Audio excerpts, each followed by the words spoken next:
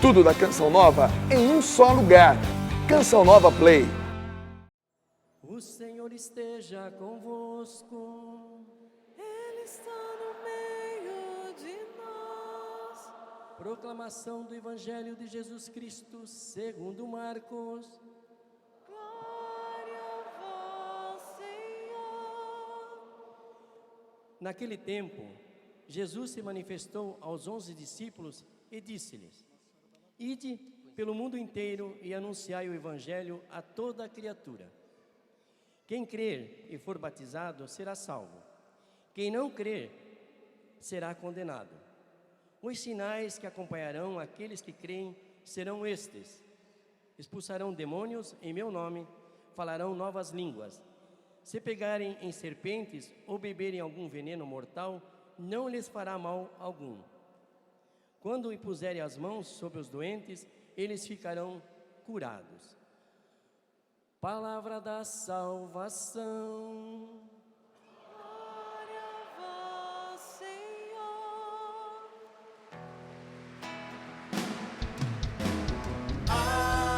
Aleluia, aleluia, aleluia, aleluia,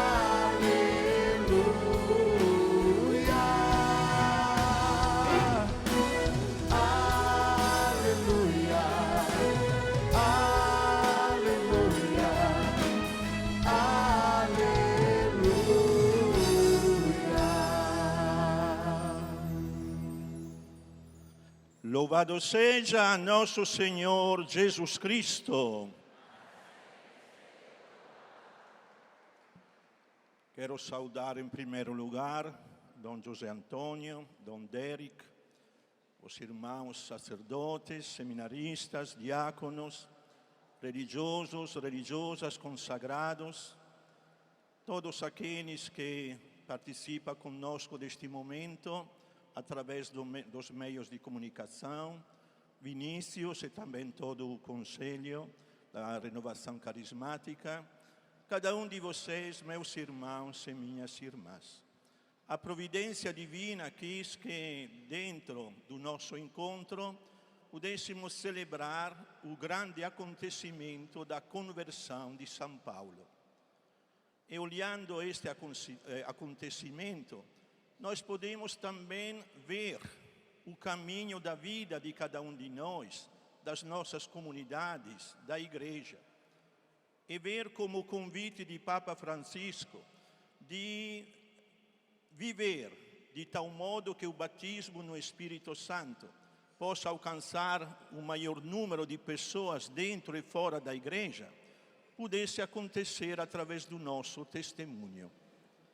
Por isso eu quero partir daquela pergunta que Saulo fez quando caiu do cavalo. Quem és tu, Senhor? E se nós olharmos bem aquilo que está acontecendo, poderíamos também formular a mesma pergunta. Quem és tu, Senhor, que depois de mais de 2000 anos, ainda tem a força de fazer vibrar o coração de tantas pessoas? Quem és tu, Senhor, que quis escolher pessoas frágeis, limitadas, pecadoras como nós, para continuar no mundo a tua presença que salva?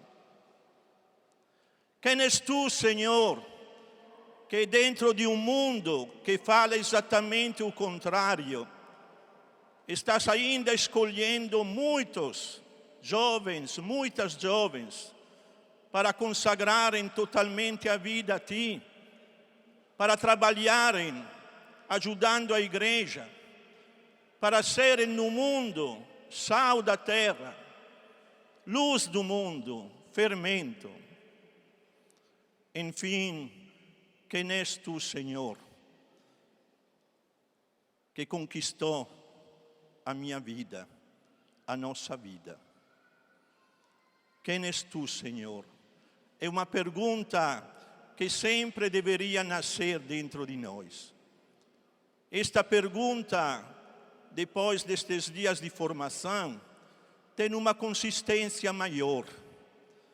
Não é uma pura curiosidade, mas tem a ver com a concretude da nossa vida cotidiana.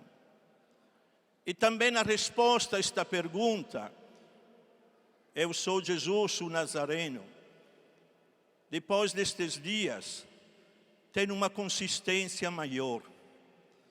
Tem um desejo maior dentro de nós de não perdermos esta grande amizade. Então vamos brevemente percorrer o caminho que o mesmo Paulo relatou na primeira leitura de hoje. Paulo não era um grande pecador. Aliás, ele era muito fiel.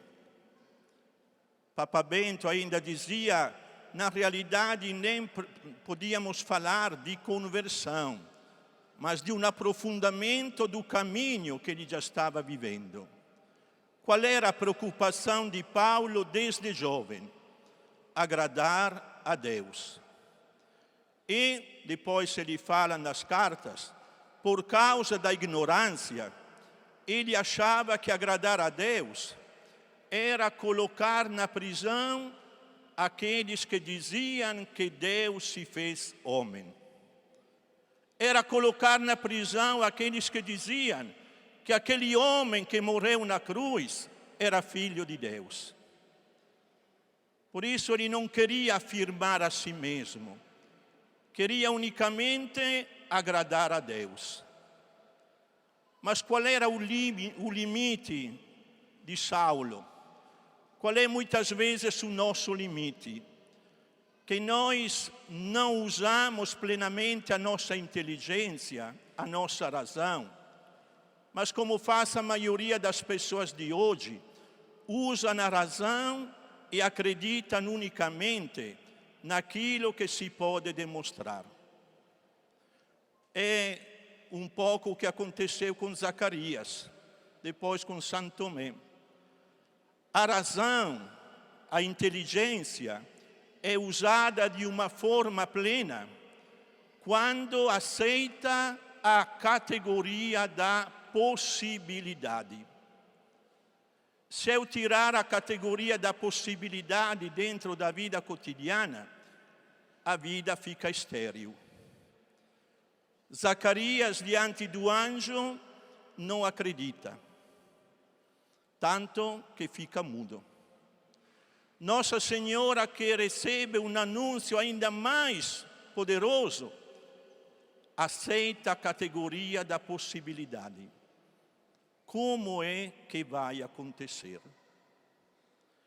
Muitas vezes, até entre nós, não temos esta disponibilidade a reconhecer que o Espírito Santo consegue mover o nosso coração, o coração dos outros, mais do que as nossas capacidades.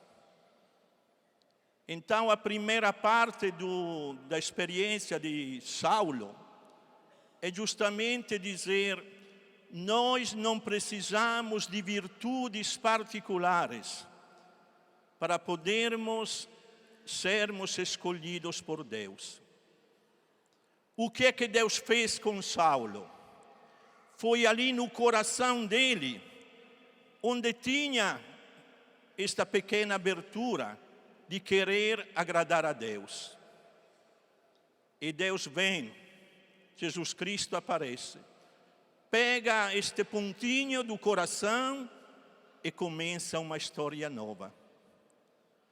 Assim aconteceu com a samaritana, aconteceu com Zaqueu, aconteceu com a adúltera, aconteceu com o ladrão na cruz, aconteceu com cada um de nós aqui.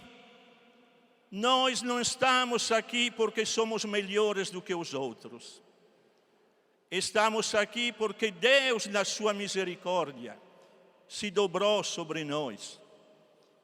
Nos tirou do nada, nos tirou do vazio, para que com Ele possamos viver uma vida mais intensa. Mas o que precisa ainda para que esta escolha de Deus este batismo no Espírito possa produzir frutos em nós e através de nós. São Paulo, diante desta luz, desta novidade, cai do cavalo, cai no chão.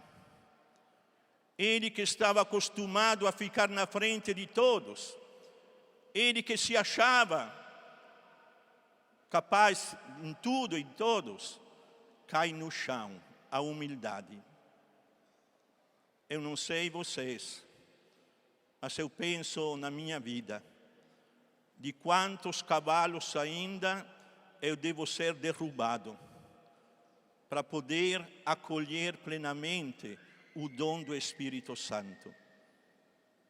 É o orgulho, é o individualismo, é o comodismo.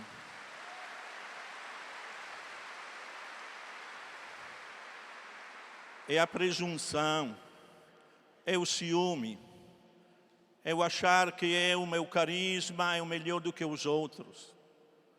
É olhar para os outros não como pessoas também escolhidas, mas quase como ameaça. Então hoje, o Senhor nos diz, não tenhas medo de cair. Porque só quando nós vamos deixar as nossas seguranças e certezas humanas que podemos nos deixar abraçar por Cristo. O Papa Francisco tem uma belíssima expressão para nos ajudar neste sentido. Quando ele fala, precisamos nos descentrar. Que o centro da vida seja realmente Jesus Cristo.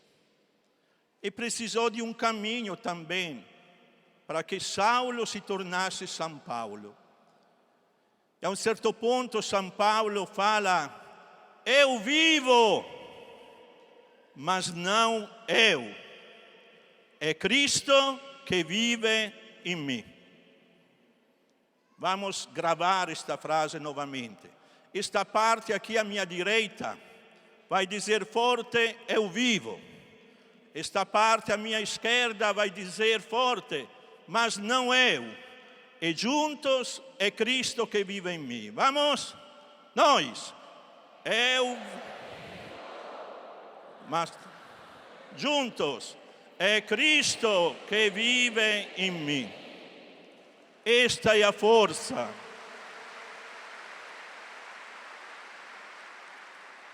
Este é o batismo no Espírito Santo, que não necessariamente coincide com o falar em línguas, com o repouso no Espírito. O Papa Francisco quer que, através desta corrente de graça que é a renovação carismática, cada pessoa possa valorizar o sacramento do batismo. Cada pessoa possa dizer, que bonito ser amigo de Cristo através da minha igreja. Que beleza sermos pessoas conquistadas por Cristo. Mas como é que depois continua a experiência de Saulo? Tem uma passagem muito bonita na leitura que acabamos de ouvir e que o encontro também que estamos vivendo tem a preocupação de favorecer. Saulo pergunta, o que é que eu devo fazer? Esta pergunta é perigosa. Tanto que Jesus responde, antes vai encontrar Ananias, depois vou te dizer o que fazer. O que é que Jesus quer de nós? Não é o nosso fazer, é o nosso ser. Deus não quer, em primeiro lugar, as nossas obras. Ele quer o nosso coração. De que adianta ganhar o mundo inteiro se depois vamos perder o sentido da vida? De que adianta fazermos encontros, se eles não vão converter, transformar o nosso coração? Por isso, São Paulo, depois da humilhação de cair de cavalo, aceita outra humilhação, que todos nós precisamos também aceitar. Ele é conduzido pelos companheiros até Ananias. Ele que conduzia todo mundo, ele que até se conduzia observando a lei, deve se deixar conduzir. O sacramento do batismo e o batismo no Espírito nos colocam dentro de uma comunidade. A comunidade mais próxima pode ser um grupo de oração, pode ser um grupo que nasce de um carisma, mas também dentro a grande comunidade da igreja. Ninguém de nós pode sozinho fazer a experiência do dom do Espírito Santo. O Espírito Santo, pela natureza dele, é comunhão. Uma pessoa que diz de ter recebido o dom do Espírito Santo e não vive a comunhão, é uma pessoa perigosa. E neste sentido, até hoje na igreja, nós temos este drama. Um pouco falou Dona Urani também ontem à noite. São Paulo é conduzido ao encontro com Ananias. É um pouco autoridade. Quantas vezes dentro da igreja encontramos dificuldades no relacionamento entre carisma e autoridade e carisma.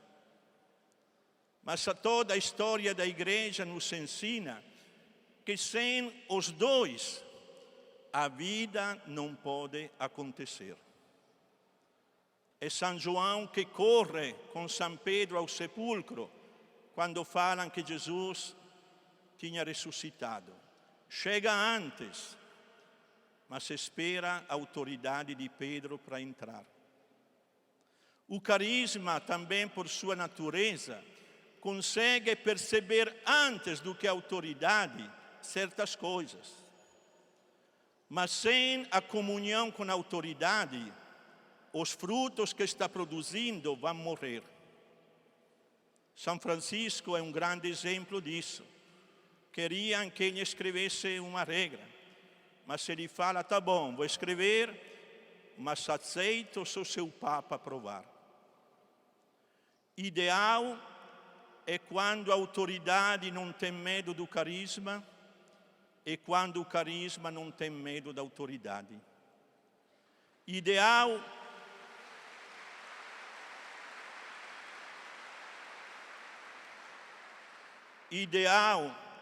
é quando a autoridade, como Ananias, não tem medo de dizer: mas como? Este Saulo era tão perigoso. E a autoridade pode dizer: mas como este carisma vem fazer o quê na minha paróquia, na minha diocese? Mas se nós olharmos os frutos, ali percebemos a grande novidade de um carisma hoje. Mas o carisma também não pode ter medo da autoridade. Quando eu era adolescente e pedia aos meus pais de participar de uma festa ou outra, de fazer algo ou outro, e me falava não, eu ficava com raiva. Nem posso dizer o que eu pensava na minha cabeça, né? Mas crescendo, eu entendi uma coisa. Aqueles não eram um grande sim. Porque a educação é realmente ajudar a pessoa a crescer na verdade. Infelizmente, hoje a palavra autoridade perdeu o sentido que ela tem. Na sua origem, a palavra autoridade significa aquele que faz crescer. Eu vivo bem a minha autoridade, não se a primeira preocupação é organizar a diocese, mas se com a preocupação de ter uma boa diocese, procuro o crescimento das pessoas, procuro aproximar as pessoas a Jesus Cristo. E como é que uma pessoa se aproxima a Cristo? Aceitando o método que Ele escolhe, não que eu escolho. Aceitando percorrer o caminho. Por isso, dentro da história da salvação, tem um ponto essencial. Nós podemos ver como aqueles que mais foram protagonistas da história eram pessoas que se deixaram gerar. Ninguém gera se não se deixar gerar, converter cada dia. Esta grandeza da conversão de São Paulo. Ele que era um ponto de referência para tantas pessoas, na lei antiga, se deixou derrubar e começou a olhar de uma forma diferente toda a história. Tanto que depois, tudo que ele vivia era unicamente para poder afirmar a pessoa de Cristo. E não podemos terminar esta breve reflexão sem também olhar e contemplar Nossa Senhora. Tem uma grande oração do maior poeta italiano Dante Alighieri, que ele coloca na boca de São Bernardo. A oração inicia assim. Quando eu lembro desta oração, eu vibro, porque é cheia de contradições. Virgem Mãe, filha do teu filho. Olha o que é Nossa Senhora para cada um de nós. Virgem Mãe. O que é o batismo no Espírito Santo? Através do nosso testemunho, através do nosso apego a Jesus Cristo, deixar que Ele, através de nós, possa gerar novos filhos.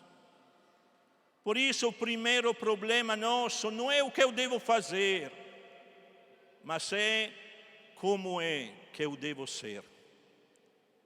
Como é que eu posso ser abraçado e abraçar Jesus Cristo, abraçando a cada um de vocês hoje. Virgem Mãe, filha do teu filho. Cada um de nós aqui hoje é chamado a se deixar gerar, através dos encontros, através da liturgia, através de uma conversação até enquanto nos alimentamos. O método que Deus escolhe para me chamar é Ele que o decide. Por isso a grande atenção. Eu quero ser filho do Filho de Nossa Senhora.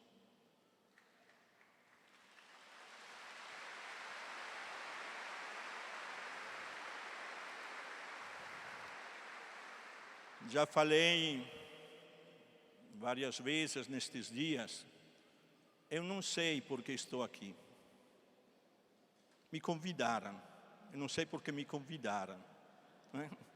Acho que alguém caiu do cavalo e bateu a cabeça. Me convidaram.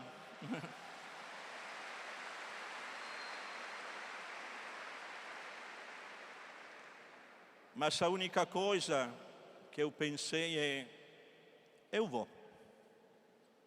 Eu não sei o que vai acontecer, mas eu vou. Porque quem decide a vida não sou eu, é Ele. O que cabe a mim